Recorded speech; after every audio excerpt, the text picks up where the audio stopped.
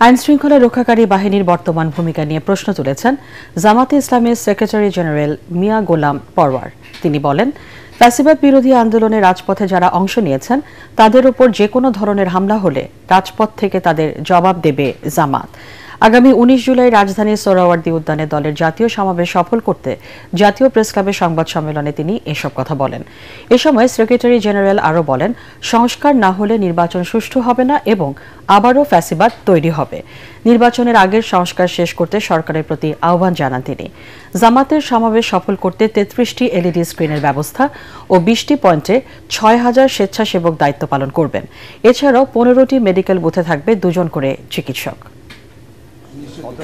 দেশের আইন শৃঙ্খলা পরিস্থিতিতে বিরাজমান এখন যে অবস্থা আমরা দেখতে পাচ্ছি,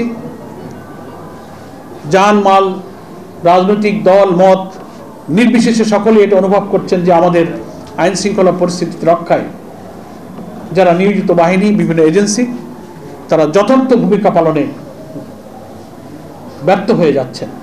নিষ্ঠুরভাবে মানুষ হত্যা করা হচ্ছে, ভিন্ন মতকে সহ্য করা হচ্ছে না।